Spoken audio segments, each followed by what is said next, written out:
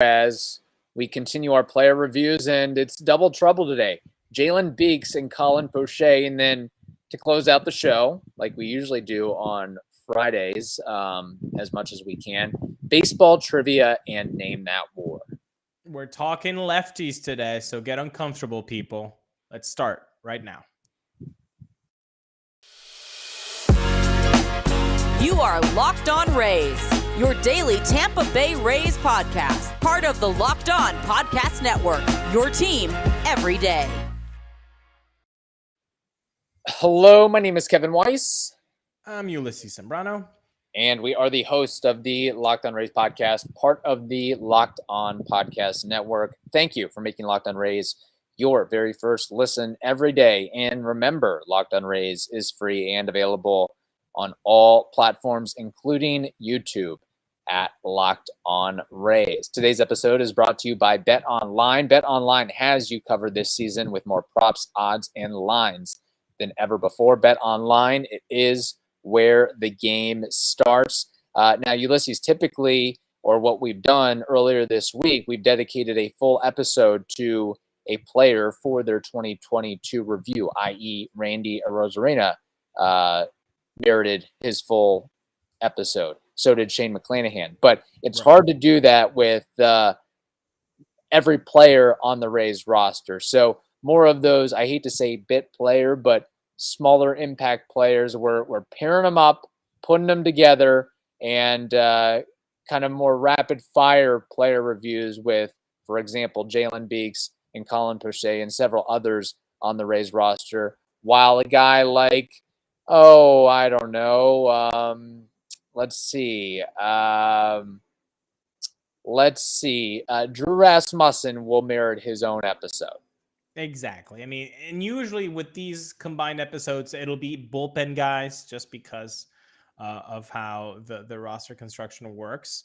But yeah, let's talk a little bit about Jalen Beeks here. 61 innings, 70 strikeouts in those 61 innings, a 2.80 ERA, a 3.49 FIP. Very nice. 28 strikeout rate, 8.8 walk rate. Not so great there. 1.16 whip. He was a 0.6 F WAR guy. I think the biggest thing to highlight about Jalen Beeks in the positive manner would be the dude came back from TJ, provided 61 innings, some of them in high leverage situations. Just tip of the cap, man. I mean, that's remarkable to just have that line. 61 innings, a 2.80 ERA, 3.49 FIP, and a 28% strikeout rate. Like you couldn't have asked that from guys not coming back from Tommy John, and he did. Yeah, the numbers speak for themselves. That's in the positive column for sure. August 25th, 2020 was his last appearance in the bigs before this year. So the comeback and being able to couple that with production, very, very impressive for him. If you look at his Savant page, there's a lot to like. Remarkable extension. The fastball velo actually gained several ticks. Average velocity up to about, I think, 95 miles per hour compared to the 2020 season. If you look at how he handled himself as a pitcher, he basically was just a change-up fastball guy, all but eliminating the cutter from 2020, and it seemed to work for him. I mean, you see the fastball at the top of the zone, change-up more lower in the zone, getting below bats. And one thing that makes Jalen Beeks so effective is not just the stuff, but how well he hides and protects the baseball. And then you couple that with the extension that he's getting. It's right on top of a hitter, and it's difficult for them to adjust or make a move. And I think maybe being able to fine tune the changeup and the fastball, duck the cutter. It's not like he's going to be relied upon, at least not yet, to be, we don't need 4 or 5 innings a clip from Jalen Beeks. But if you can be a short reliever, mid reliever, you can get away with those 2 pitches with what he has. So that's what we see from the good column. Anything else you want to add to that as far as the positives before we move on to some of the negatives with him? I think the last positive would be they found a role for him, and that's Yeah. such a great thing to know that for a player who will be going into arbitration very soon. Mhm. I believe to the start of the 2023 season. So this is his first year going into it. So that'll be interesting. It's just to know your role and to Yeah. know that you're going to be a 6-batter, 7-batter kind of guy, 2 innings. Maybe finish up an inning and then get the next ball, the next 3 guys.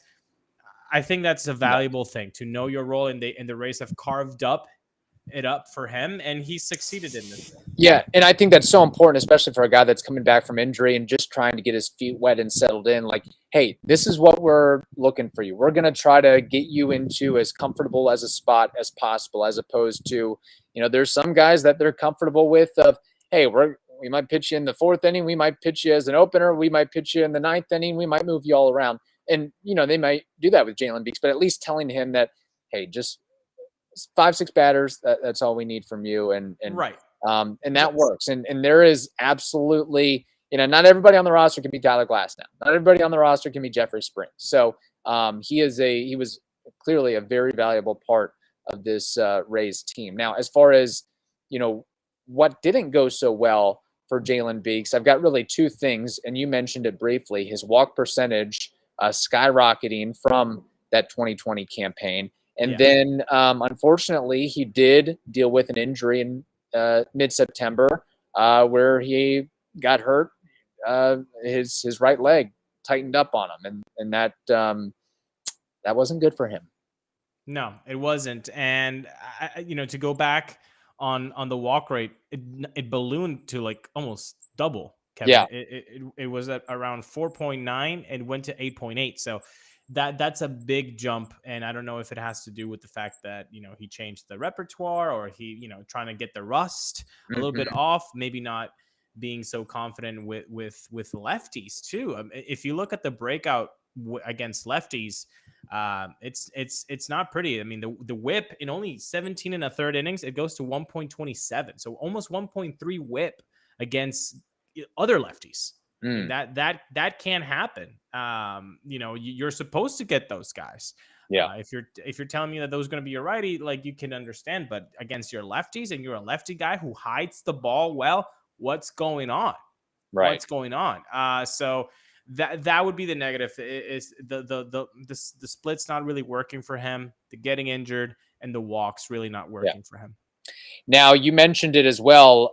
His future with the team, he is going to hit arbitration, and according to MLB trade rumors, he's projected to get roughly $1.2 million this upcoming season, which I think is quite a bargain, quite a deal with at least what he provided this past season, and what we've just seen from him overall. Are you confident that he's going to be on the Rays in 2023? Confident. I would give it a 75% chance he comes back. Okay. What reasoning would you say of why he wouldn't return that 25%? Is it because of that arbitration figure, or there's so many other guys going through arbitration and so many other arms that the Rays have to figure out and carve out how they're going to find a roster spot for, as well as the Rule 5 guys and so forth? I made a mention of it. All of the arbitration guys, 19, which is the most in the league by any team of arbitration eligible players, it comes out to 43 mil. So if you're trying to trim, the proverbial fat off it, a really good place to start would be the bullpen, because that you are a pitching factory, and you can get guys who sell solar panels, and then have them throw sliders off the plate. So you've got I will trust Rays front office since like a long time ago. I've done this for maybe like a decade plus of, this guy I've never known is going to throw for the Rays. All right, he could be great. Like, right. I will not do that for the hitting. Let me tell you that. I will not do that for the hitting. But with the pitching, with my eyes closed, I'd be like, yeah, he's probably going to be great.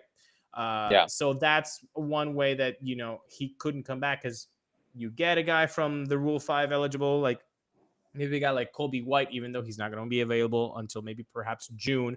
But somebody, Jose Lopez, somebody that needs to be protected and you want to give him a shot and they're going to be cheaper, then I think, that's where Jalen Beeks might be a little bit more on the chopping block. Now, what works out in Beeks' favor, I would think, is yes, there are those 19 names, but he, at least in my opinion, is head of the game compared to some of those others. Like Roman Quinn, okay, we can basically knock him off. We've had conversations about G-Man Choi, Andrew Kittredge, Nick Anderson. There's a handful of guys that should be, I would think, a lot more concerned, and even the guy that we're talking about in the next segment, compared to Jalen Beeks. Now, say he does stay with the Rays, which I'm leaning towards. I'd probably go, 85, 90%. Okay, fair. Would you continue the focal point of, hey, we want you to face 6 batters, or do you try to, hey, let's move the needle a little bit. Let's see if you can get to 8 batters, 9 batters, or you want to keep him in this role as he's successful in this role. I do not mess with that. He's the guy that you need 6 outs, give them the ball. Yeah. I would hopefully, just like we talked about with Shane McClanahan, maybe his homework is to figure out the slider usage and how he can better that. Maybe Jalen Beeks' homework is how can I keep the walk rate down? Because it's not sustainable for a high leverage lefty to not be successful against lefties and then also just have free runners. That's not a recipe for good results. Very fair. Grade for Jalen Beeks for the 2022 season. I would give him a solid 83. 83, okay. I was a little bit more generous because he pulled at the heartstrings with the coming back from TJ. I gave him a 90. A-, and he made the postseason roster. So clearly the Rays liked what they were seeing from him. So that's kind of basically I compared what my expectations were for Jalen Beeks and what he did, and he exceeded those in a way. So I was a little bit more generous in that regard. All right, we'll talk next about Colin Poche, but first we have to tell you about BetOnline.net. BetOnline.net is your number one source for betting football and the start of the new basketball season. You can find all the latest player developments, team matchups, news, podcasts, and in-depth analysis on every single game. As always, BetOnline is your continued source for sport wagering information, live betting, and up-to-the-minute scores for every single sport out there. We're talking about, of course, MLB in the World Series, but there's also MMA, boxing, golf, all of it. So head over to the website today or use that mobile device of yours to learn more. Bet online. It is where the game starts. All right, Ulises, let's move on to another lefty and friend of the program, Colin Poche, his player review for 2022. Yeah, Colin Poche, again, coming back, that just to see him again on the mound, just like Jalen Beeks, it's pretty great. Yes. This guy hadn't pitched since 2019. Even longer. Yeah. Even longer than Jalen Beeks. So to come back, let me give you the stats first. 58 2/3 innings, a 3.99 ERA, 64 strikeouts in those 58.2 innings, a 4.54 FIP. The walk rate, a little troubling at 9%. The strikeout rate at 26.1%. The whip, exactly like Jalen Beeks at 1.16. However, Fangraphs did have him a negative 0.2 F4. Where do you want to start with Colin Poche? Yeah, I mean, I've got, I guess, more bad than good, and this is probably because of recency bias, but briefly on the good, I'll give him a tip of the cap to a tremendous first half of the year with the Rays. And again, not pitching in a big league uni since 2019. It seems like literally that was pre-pandemic. Think about that for a second. So to be able to come back and not just come back and be effective for a time, but the perseverance and the work and the effort and the drive and the dedication it takes to you've setback after setback, and you probably have that question, hey, am I ever going to get on the field again? And all the rehabbing and all the exercises that you're doing by yourself. I mean, we talked to him for better part of an hour and a half, hour 45 minutes, and he laid it out on the line. So really credit to him for the drive to come back. I mean, 2019, 2020, 2021, all through the pandemic. 2022, you find yourself again. Not everybody can do that. I'll put it like that. No, and I think you touched on it by saying the first half, because I know people got on him at the end of the season, and the numbers weren't great, but he was money before the All-Star game. And then when I mean money, I mean, look, his numbers in 30.2 innings pitched, okay? His whip was a .98. Okay, he had a 2.35 ERA. He had 29 strikeouts in 30 innings. So like he was basically one per inning. Yeah. I think if we talk from that's terrific, but I think that his negatives is because he got tired. He got fatigued.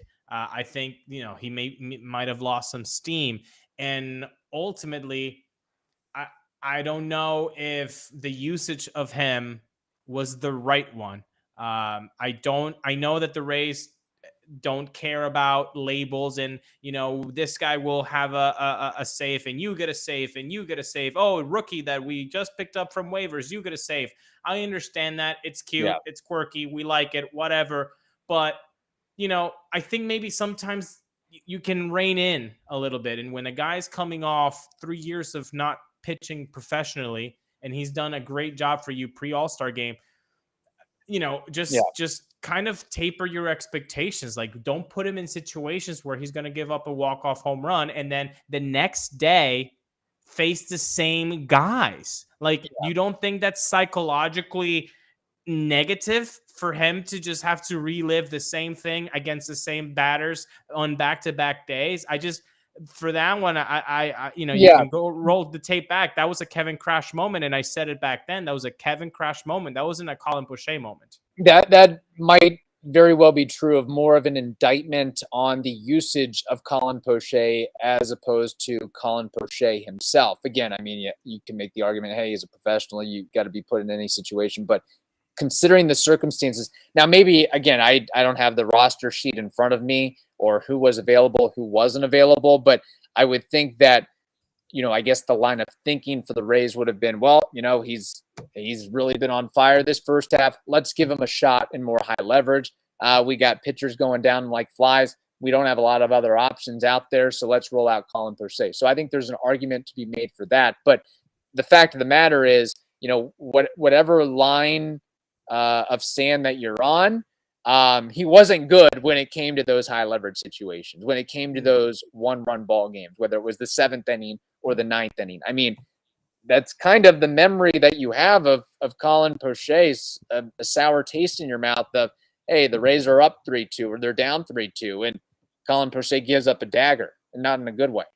I remember Baltimore being a couple of those. I remember the Brewers game being one of them. So, I mean, that's 3 off the top that I can remember. I bet people watching this that are subscribing on YouTube also remember those as well. So, again, that's more of using him in those situations. I don't feel like he was used the right way. And unfortunately for him, that reflects in his numbers. And right. I do think that coming back from 3 years of not pitching, like, that takes a toll. You get tired. And that's the thing, though, that bothers me the most is how is this front office, how is this coaching staff that's so like, let's baby pitchers, let's phantom IL, let's take him out after 3 innings, Drew Rasmussen. Fine, sure, baby them, whatever. As long as you give me 7 innings of Shane McClanahan in October. Right. As long as you give me 8 innings of Drew Rasmussen in October. I need that if you're going to baby them. How are you not babying guys coming from Tommy John surgery that are in your stable? Where's the babying in them? Well, Colin Poche definitely wasn't babied. Yeah. Jalen Beeks wasn't babied. Where's their hand holding? Yeah, it's funny, and maybe that's also something where they're trying to see, hey, who can we ride with deep into the playoffs or in October? Like, who's our ride or dies in those situations? And this is a Rays organization that they'll give a guy his major league debut and then DFA him a day later, like hours later. Like, it's almost the kiss of death when there's a guy that you've never heard of, Easton McGee, that gets called up. Oh my, great story from Topkin. Makes his major league debut. Nobody would have expected, and then he gone. Like, that just happened. So that's also the organization that we're dealing with too. I get your point with all that. But yeah, so I actually looked it up. 6.52 FIP in high leverage situations this year for Colin Poche. Folks listening at home, that's not a good thing. And also, just like Jalen Beeks dealt with a late season injury issue, so did Colin Poche, but seemingly I think this one was worse with the abdominal injury, which I guess I can't remember the exact term, but I know that happened in October, so it wasn't good timing there with that. So we got the good, the bad with Colin Poche. His future, he's going to be arbitration eligible, and according to MLB trade rumors, he could be owed roughly $1.7 million. So just like Jalen Beeks, Colin Poche's future very much could be up in the air with the Rays. 100% up in the air. Same reasoning that I gave for Jalen Beeks for Colin Poche.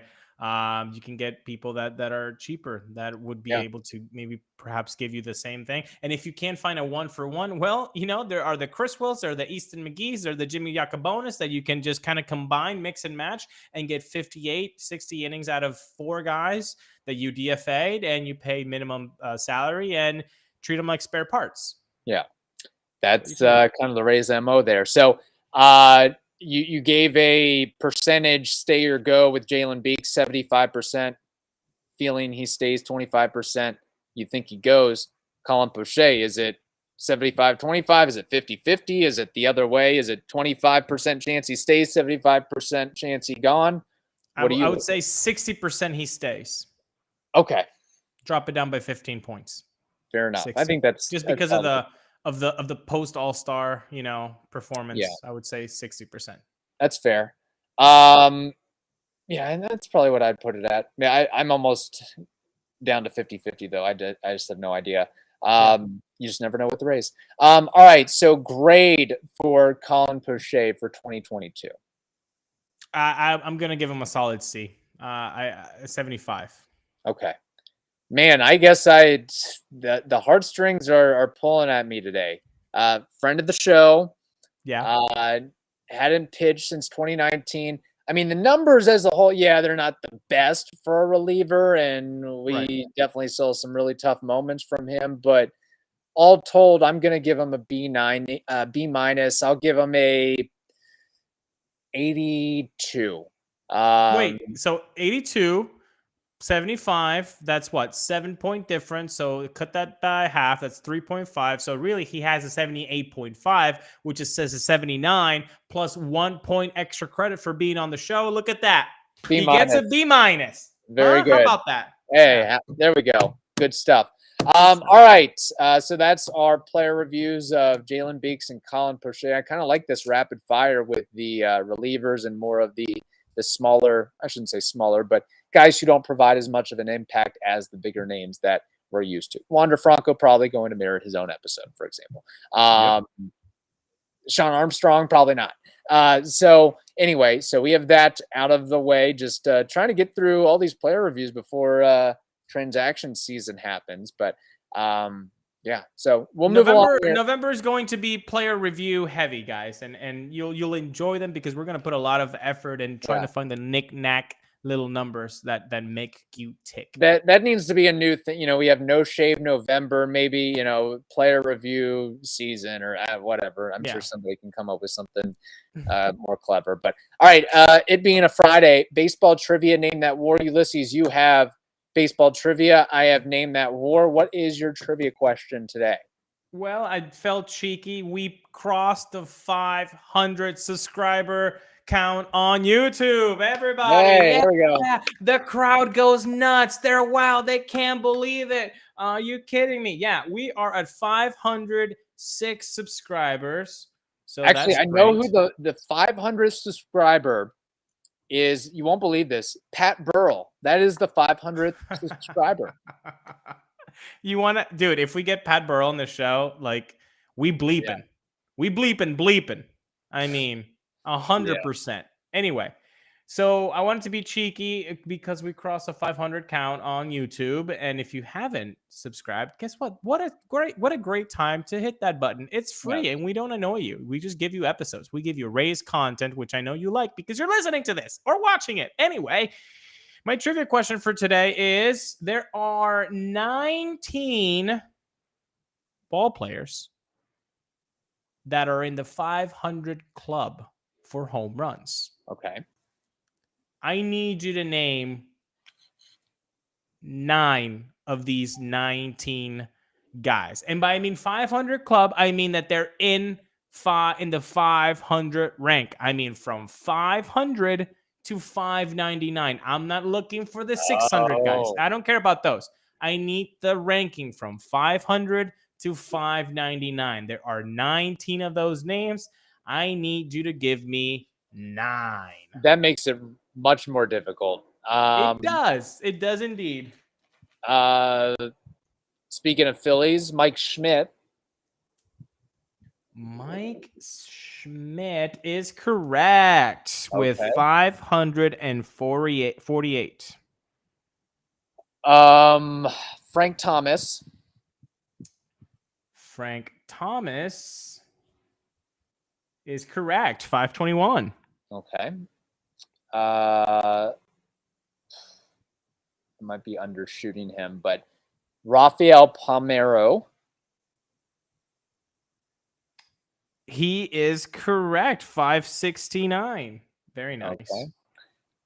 I will go with Frank Robinson. That would be the highest guy at 586. Okay, this is where I'm getting into a little bit of trouble now. 500 club. Oh, you got this. You got this. You got this. I don't think this guy got this many, but what the hell? Mike Piazza. Strike one. Okay. Go big, bro. Jim. Oh, nope. I feel like Jim Thome had more than, like, he's in the 600 club, so I'm going to retract that. Mickey Mantle. That would be correct. 536. Very good, Kevin. Just to give you a little breather. And for the folks at home, at their car, on their train, on their airplane, we've got Schmidt, Thomas, Palmeiro, Robinson, and Mantle. So you've got 5 so far. You need 4 more. Can he do it, folks?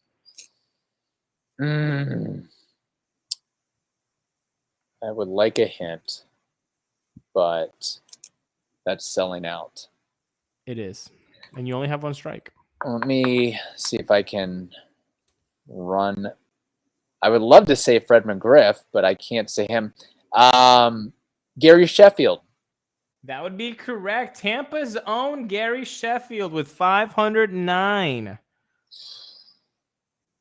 I feel like there's got to be another Tampa player in there. Not Tampa Bay Rays, but a guy who's from Tampa. I digress. Is there another Yankee in this list? Is there another Yankee? He asks. I do not see one in my quick scan here, but there are Yankee killers. Yankee kill. Okay. David Ortiz. Correct. Poppy. Big Poppy, baby. So you've got 7. You need 2 more. I was thinking. Oh, and there is a Yankee. There is a Yankee. There is a Yankee here. Okay. Yeah. Just saw him. Did we watch him during our lifetime? No, but there was a really good series done by ESPN around 2010 featuring this guy, and it was really good. Okay, John Turturro played the manager of said team. I might have to come back to that. You know what? I'll say this: Joe DiMaggio. Jolton Joe is not on this list. Oh, I think he topped out at 400 something. So that's 2 strikes. There's definitely got to be. Did Manny Ramirez get to 600? I'm going to say Manny Ramirez. And you would be correct because Manny got 555. I need one more. You need one more. Name. One more. Oh, I want to try to see if there's a player during our baseball watching era that achieved this mark. This one's pretty easy, bro. Pretty easy. Like, what you just repeat what you just said. A guy during our lifetime. Yep. Is he still playing right now?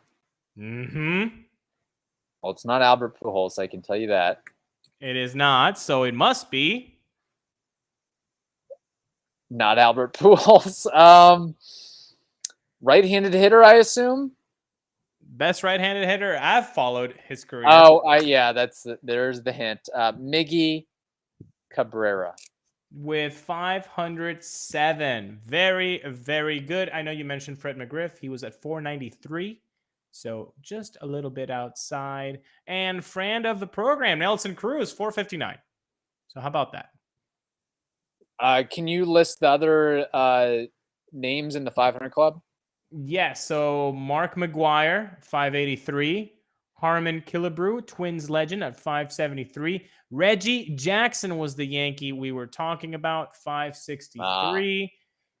Jimmy Fox, 534. Willie McCovey, 521. Ted Williams, 521. Ernie Banks, 512. Eddie Matthews, 512. Mel Ott, 511. Eddie Murray at 504 closes the 500 club. Surprised Juan Pierre isn't on that list. Of course. He might be on the stolen bags, though. So there we go. That's true. Yeah. All right. My Name That War is a guy who played for the Phillies. I wanted to put a little World Series flair on this one. And he played with the Phillies and parlayed that into a pretty hefty contract with the Nationals. His name is Jason Worth. Yeah, what is his career WAR? He was the most overpaid non-achiever of all time. Facts. I believe he was like a 3-WAR-ish player, probably. For let's say 5 years at the most. So that'd be 15. Maybe he played like 10 years. So that was 5 more years of 1 WAR would be 5, would be 20. But I still think that is steeply high for what Jason Worth was. So I'm going to knock him a few. I'm going to be off for this guy. This guy's going to be a little bit of a nebulous for me. I'm going to go with 17.4. Interesting. That's probably what I would have guessed, considering he only made 1 All-Star appearance in his career. He does have a ring, of course, but when you take everything into account, his career numbers are pretty impressive. And really? That gives Can you give them to me before? Give me the career numbers, and then I'll try again. Okay, yeah. This is fun, actually. So I'm just gonna go down the line. 5,484 at bats, 1,465 hits, 229 homers, 267 batting average, 883 runs, 799 RBI, 132 stolen bases, 360 on-base percentage, 455 slug, 816 OPS, 117 OPS plus, and I'll tell you that he played 15 years in the bigs. And I'll also mention he had 300 doubles in his career and 22 triples. How many hits? 1,465. I said 17.4. That resume speaks more like a 24.7 B WAR. Am I right? You're getting closer. 29.2. Look at that. So maybe not so overrated. Yeah, I just remember I was like blown away by that contract that he signed with Washington in the 2010 season. Yeah, that was that's a great career. A 30 WAR?